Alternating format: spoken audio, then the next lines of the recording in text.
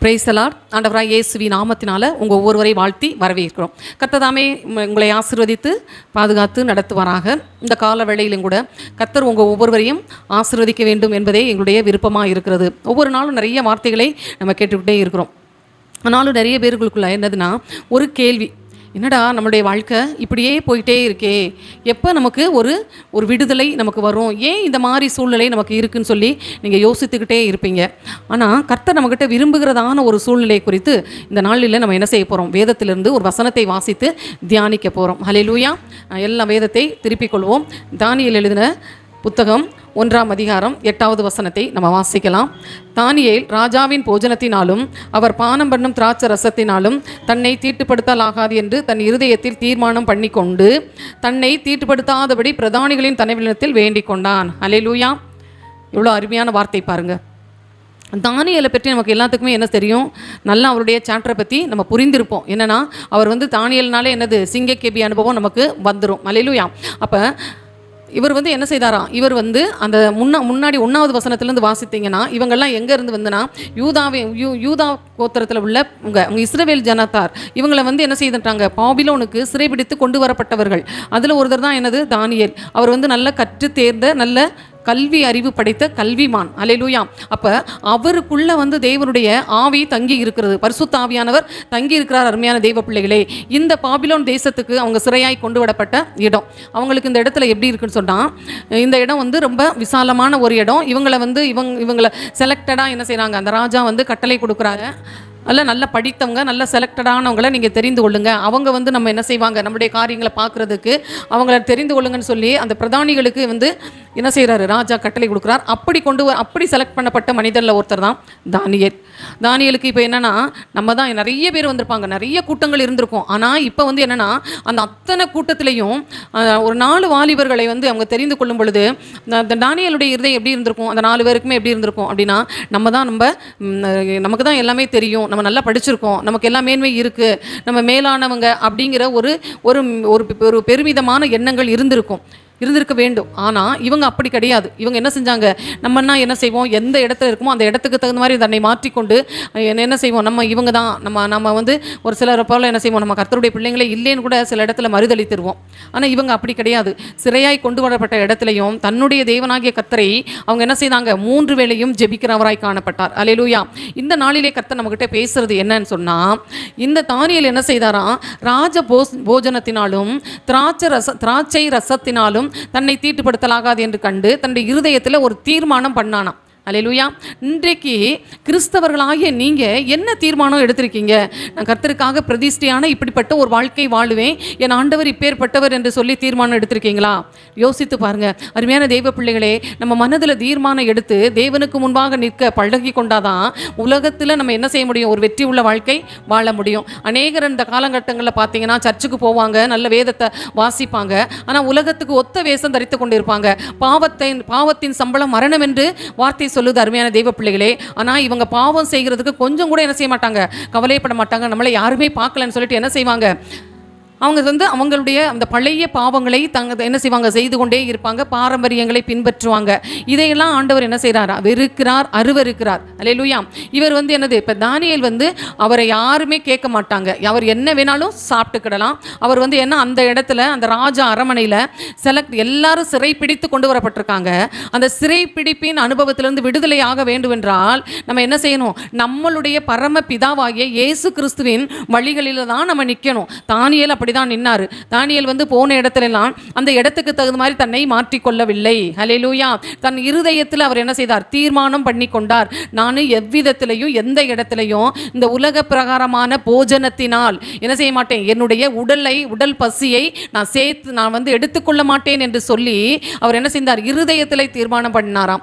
ராஜ போஜனம் பயங்கரமாக இருந்திருக்கும், அதை தனக்கு வேண்டாம் என்று விலக்கி வைத்தார். அருமையான தெய்வ பிள்ளைகளே, அவர் அப்படி விலக்கி வைத்தபடினால தான் அவருடைய வாழ்க்கையில் ஒரு வெற்றிகரமான கடினமான ஒரு கிறிஸ்தவ வாழ்க்கை வாழ்ந்து என்ன செய்ய முடிக்க முடிந்துச்சு. இன்னும் நம்மள என்ன செய்கிறோம், நிறைய பேர் வந்து என்ன செய்கிறோம், எதையெல்லாம் செய்யக்கூடாதோ அதையெல்லாம் நம்ம என்ன செய்கிறோம், செய்ய மாட்டேங்கிறோம். ஆனால் சர்ச்சுக்கு போகிறோம், வேதத்தை கேட்குறோம்.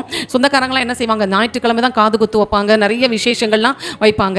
அப்போ உலகத்தை நம்மளுடைய வீட்டுக்குள்ளே கொண்டு வந்துடுறோம். நமக்கு சொந்தக்காரங்க வேணும், 4 மக்கள் மனுஷர் வேணும் அப்படின்னு சொல்லிட்டு, கர்த்தர் கூட வேண்டாம், எனக்கு இவங்கெல்லாம் வேணும், அவங்க கோவிச்சுக்கிடுவாங்க, இவங்க என்ன நினைப்பாங்களோ என்று சொல்லி உலகத்தை திருப்திப்படுத்துறதுக்காக, உலகத்தில் உள்ள காரியங்களுக்காக நம்ம என்ன செய்கிறோம், நிறைய பேர் சர்ச்சுக்கும் போகிறோம், உலக காரியங்களையும் நம்ம கூட இழுத்துக்கிட்டே வரோம். அதனால என்ன செய்ய முடியாது, கர்த்தர் உங்களுடைய வாழ்க்கையில் கிரியை செய்ய முடியாது. அருமையான தெய்வ பிள்ளைகளே, நீங்கள் உங்களுடைய சிறையிருப்பின் அனுபவத்திலிருந்து விடுதலை அடைய வேண்டும் என்றால் இருதயத்தில் நீங்கள் தீர்மானம் பண்ணுங்க.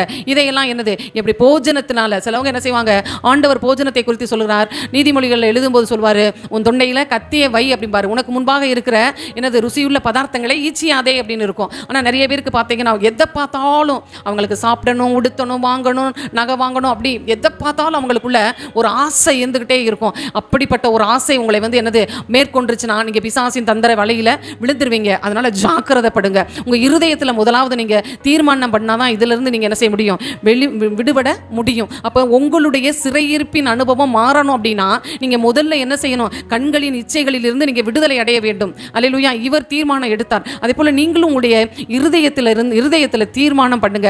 செகண்டரி என்ன செய்தார், அவர் வந்து என்ன செய்யல, அங்கே உள்ள பொற்சிலையை வணங்கவில்லை. அல்லேலூயா. தேவன் அருவருக்கிற எல்லாவற்றையும் அவரும் அருவருத்தார். போன இடத்துல இங்கே நம்ம இந்த ஊருக்கு தகுந்த மாதிரி இருந்தால் தான் நம்மளால் வாழ முடியும் அப்படிங்கிறது அவர் நினைக்கவே இல்லை. என்ன இருந்தாலும், என்ன சட்டம் வந்தாலும் பரவாயில்ல, நான் என் பரலோகத்தின் தேவனை 3 வேளையும் நான் ஆராதிப்பேன், ஜெபம் பண்ணுவேன் என்று சொல்லி அவர் எப்படி தீர்மானம் எடுத்தாரோ அதை 3 வேளையும் ஜெபம் பண்ணினார். அந்த தீர்மானத்தை நிறைவேற்றினார். அருமையான தெய்வ பிள்ளைகளே, அதான் வேத வசனம் சொல்லுகிறது. 2 தெசலோனிக்கேயர் 3:6 சொல்கிறது, ஒழுங்கற்று நடக்கிற எந்த சகோதரனையும் நீங்கள் விட்டு விலக வேண்டும் என்று நம்முடைய கர்த்தராகிய இயேசு கிறிஸ்துவின் நாமத்தில் வேண்டிக் கொள்கிறேன். ஹல்லேலூயா. அப்போ ஒழுங்கற்று நடக்கிற எந்த சகோதரனையும் நீங்கள் விட்டு விலக வேண்டும். நம்மளை வந்து என்ன செய்வாங்க, நிறையா தேவனுக்கு பிரியமில்லாத காரியங்களில் நடத்தும்படியாக நிறைய சொந்தக்காரங்க இருப்பாங்க, நண்பர்கள் இருப்பாங்க, நிறைய உறவினர்கள், நிறைய தெரிஞ்சவங்களாம் இருப்பாங்க. வாங்க, இதனால தப்பே இல்லை, கொஞ்ச நேரம் உட்காந்து டிவி பார்க்கலாம், கொஞ்சம் சினிமா பார்க்கலாம், கொஞ்சம் ஊர் கதையெல்லாம் கொஞ்சம் உட்காந்து பேசலாம், இப்படி என்ன செய்வாங்க, நம்மளை வந்து என்ன செய்வாங்க, தவறான வழிகளுக்குள் நடத்தி செல்வாங்க. ஆனால் அருமையான தெய்வ பிள்ளைகளை ஜாக்கிரதைப்படுங்க. எப்படி அவர் தீர்மானம் எடுத்தது போல இவங்களை விட்டு நம்ம என்ன செய்யணும், விலக வேண்டும் என்று சொல்லி தெசலோனிக்கருக்கு எழுதும் பொழுது பவுல் அழகாய் சொல்லுகிறார். அருமையான தெய்வ பிள்ளைகளே, அதே மாதிரி நீதிமொழிகள் 6:27 29 வரைக்கும் நம்ம வாசித்தோம்னா அதில் என்ன சொல்லப்பட்டிருக்குன்னா, அதாவது அழகாக அவர் மிக அருமையாக சொல்லப்பட்டிருக்குது. நீதிமொழிகள் 6ஆம் அதிகாரம் திருப்பிக் கொள்வோம். அதில் வந்து 27 வாசித்தீங்கன்னா, தன் வஸ்திரம் வேகாமல் மடியிலே எவனாவது நெருப்பை வைத்துக் கொள்ள கூடுமோ, தன் கால் சுடாமல் எவனாவது தழலின் மேல் நடக்க கூடுமோ, பிறனுடைய மனைவியினிடத்தில் பிரவேசிப்பனோ அப்படியே அவளை தொடுகிற எவனும் ஆக்கினைக்கு தப்பான். ஹல்லேலூயா. திருடன் தன் பசியை ஆற்ற திருடினால் ஜனங்கள் அவனை இகழ மாட்டார்கள். ஹல்லேலூயா. நீங்கள் 6ஆம் அதிகாரம் 27, 28, 29 வாசிக்கும் பொழுது அப்போ நம்ம ஒரு ஒழுங்கற்ற நிலையில் நம்ம நின்றுக்கிட்டு நான் சரியாக இருவேன், என்னை கர்த்தர் பார்த்துக்கிறவார் அப்படியெல்லாம் சொல்லவே முடியாது. அருமையான தெய்வ பிள்ளைகளே, அதனால் நீங்கள் என்ன செய்யுங்க, உள்ளத்தில் தீர்மானம் எடுங்க. தன் வஸ்திரத்தில் வேகாமல் மடியில் நெருப்பை வச்சுட்டு இருக்க முடியுமா? சிலவர் நிறைய பேர் அப்படி தான் வேதாந்தகம் பேசுவாங்க, நிறைய சித்தாந்த கதைகளை சொல்லுவாங்க. அதெல்லாம் நான்லாம் என்னையெல்லாம் யாருமே எதுவும் செய்ய முடியாது, நான் எங்கே போனாலும் நான் சரியாக இருந்துக்கிறவேன்பாங்க. அப்படி இல்லை. நம்ம விட்டு விலக வேண்டிய இடத்தை விட்டு விலக வேண்டும், விலக வேண்டிய மக்களை விட்டு விலக வேண்டும், செய்யக்கூடாத காரியங்களை செய்யக்கூடாது. இருதயத்தில் நம்ம தீர்மானம் பண்ணுனா அதை சரியாக நம்ம என்ன செய்யணும், கடைபிடித்து நடக்க வேண்டும். அருமையான தெய்வ பிள்ளைகளே, அதனால தான் தானியேல் புத்தகத்தை ஃபுல்லாக நீங்கள் வாசித்தீங்கன்னா அவனுடைய காரியங்கள் எல்லாமே எப்படி இருந்துச்சுன்னா ஜெயமாக இருந்தது. அல்லேலூயா. நீங்கள் உங்களுடைய சிறையிருப்பு மாறணும் அப்படின்னா, அந்த நீங்கள் அந்நியர்களாய் பிடிக்கப்பட்டு ஒருவேளை வந்திருப்பீர்களானா, நீங்கள் இந்த காலகட்டங்களில் நீங்கள் உள்ளத்தில் ஒரு தீர்மானம் பண்ணுங்க, ஏசப்பா உங்களுக்கு பிடிக்காத எந்த ஒரு காரியமும் என்னுடைய குடும்பத்தில், என்னுடைய தனிப்பட்ட வாழ்க்கையில் நான் செய்ய மாட்டேன் என்று சொல்லி இருதயத்தில் தீர்மானம் எடுங்க. நீங்கள் அதே மாதிரி நான் 3 வேளையும் நான் ஜெபம் பண்ணுவேன், வேதத்தை வாசிப்பேன், ஆவியில் நிறைந்து நான் எப்பொழுதுமே அனலாய் இருப்பேன் என்று சொல்லி தீர்மானம் பண்ணுங்க. கர்த்தர் நிச்சயமாய் உங்களையும் ஆசீர்வதிப்பார், உங்கள் பிள்ளைகளையும் ஆசீர்வதிப்பார், உங்கள் குடும்பத்தையும் ஆசீர்வதிப்பார். உங்களுடைய சிறையிருப்பின் அனுபவம் மாறும். நாம் ஜெபிப்போம். ஹalleluya ஹalleluya ஹalleluya ஹalleluya ஹalleluya. அன்பின் தகப்பனே, ராஜாதி ராஜாவே, நன்றியோடு துதிக்கிறோம் ஐயா. ஏசப்பா, இந்த நாட்களில் ஆண்டவரே எத்தனையோ பிள்ளைகள் சிறைப்பட்டு கிடக்குறாங்க, பொல்லாங்கன் கையில் சிறைப்பட்டு கிடக்குறாங்கப்பா. ஆண்டவரே, திருடனுடைய கையில் சிறைப்பட்டு கிடக்குறாங்கப்பா, பொய்யனுடைய கையில் சிறைப்பட்டு கிடக்குறாங்கப்பா, அசுத்தனுடைய கையில் சிறைப்பட்டு கிடக்குறாங்கப்பா. ஒவ்வொருவரையும் கத்த தொடுவீராக. பரலோக தேவனுடைய திட்டங்கள் நிறைவேறட்டும் ஐயா. இருதயத்தில் தீர்மானம் எடுக்கட்டும். தானியேலை போல ஆண்டவரே அப்பா, எல்லாரும் ஜெபம் பண்ணட்டும். எல்லாரும் ஒப்பு கொடுத்து ஜெபம் பண்ணுங்க. ஏசப்பா, இதுவரை வாழ்க்கையில இருந்த எல்லா கரடு முரடான காரியங்கள் அகன்று போவதாக என்று எல்லாரும் ஒப்பு கொடுத்து ஜெபம் பண்ணுங்க. கர்த்தாவே, ஒப்பு கொடுக்கிற பிள்ளைகளை நீங்க ஆசீர்வதிங்கப்பா, ஆசீர்வதிங்கப்பா. சிறையிருப்பின் அனுபவம் மாறட்டும் ஆண்டவரே. எல்லாம் உமக்கு பிரியமானவர்களை செய்து ஆண்டவரே, தானியேலுடைய காரியம் ஜெயமாய் இருந்தது போல உடைய பிள்ளைகளுடைய காரியங்கள் எல்லாம் ஜெயமாய் மாறட்டும் இயேசுவின் நாமத்தினால. ஆண்டவரே, நன்மை கிருபை இவங்களை தொடரட்டும் ஏசப்பா. எல்லா விதத்திலும் தேவனுக்கு முதலிடம் கொடுக்கட்டும் ஆண்டவரே. உம்மை பின்பற்றி நடக்கட்டும், உம்மை பற்றி கொள்ளட்டும். தொடர்ந்து தேவ ஆசீர்வாதம் ஒவ்வொரு தனிப்பட்ட நபர் வாழ்க்கையில, ஒவ்வொரு குடும்பத்தில், ஒவ்வொரு பிள்ளைங்க வாழ்க்கையில, வாலிபர்கள், சிறுவர்கள், முதியவர்கள், நடுத்தர வயதினர் எல்லாருடைய வாழ்க்கையில கர்த்தர் அற்புதம் செய்யும்படியா நாங்கள் ஜெபிக்கிறோம். ஆண்டவரே, வேலைக்காய் ஜெபிக்கிற பிள்ளைகளுக்கு வேலை கிடைக்கட்டும். ஆண்டவரே, எக்ஸாம் எழுதியிருக்க பிள்ளைகளுக்கு நல்ல வெற்றி உள்ள வாழ்வை கொடுப்பீராக. அல்லேலூயா, உமக்கு ஸ்தோத்திரம். எதிர்பார்க்கிற நல்ல மதிப்பெண்கள் பெறட்டும். இன்னும் எக்ஸாம் எழுதி கொண்டிருக்க பிள்ளைங்களை ஆசீர்வதிங்க ஆண்டவரே. திருமணத்துக்கு காத்திருக்க பிள்ளைகளுக்கு தடையில் விலகட்டும் ஆண்டவரே. எல்லாருடைய சிறையிருப்பின் அனுபவம் மாறட்டும் ஆண்டவரே. அந்தகார வல்லமையிலிருந்து விடுதலை கொடுப்பீராக. ஆசீர்வதிங்க, பலப்படுத்துங்க. இயேசுவின் நாமத்தில் ஜெபிக்கிறோம் நல்ல பிதாவே, ஆமென். ஆண்டவராகிய இயேசு கிறிஸ்துவின் நாமம் மகிமைப்படுவதாக. சிடிஎம் ஏஜி சபையின் சார்பாக உங்களை வாழ்த்தி ஆசீர்வதிக்கின்றோம். எங்களோடு இணைந்து தேவாதி தேவனை ஆராதிக்க வாருங்கள். அபிஷேகம் நிறைந்த ஆராதனையும் ஜீவனுள்ள தேவனுடைய வார்த்தைகளும் எங்கள் திருச்சபையின் வாயிலாக நடைபெறுகிறது. ஆராதனை நேரங்கள்: பரிசுத்த ஆராதனை ஞாயிற்றுக்கிழமை தோறும் காலை 9 மணி முதல் 11 மணி வரை நடைபெறும். உபவாச ஜெபம் வெள்ளிக்கிழமை தோறும் நடைபெறுகிறது. பெண்கள் கூடுகை மாதத்தில் கடைசி வியாழக்கிழமை நடைபெறும். போதகர் ஐக்கியம் மாதத்தில் கடைசி திங்கட்கிழமை தோறும் நடைபெறும். எங்களுடைய முகவரி 18 கொன்னவாயின் சாலை, SNR பெட்ரோல் பேங்க் எதிரில், மதுரை. தங்களை அன்புடன் வரவேற்பது பாஸ்டர் ஜெபசெல்வம். தொடர்புக்கு 8608529228 9789215567. கர்த்தர் தாமே உங்களை ஆசீர்வதிப்பாராக. ஆமென்.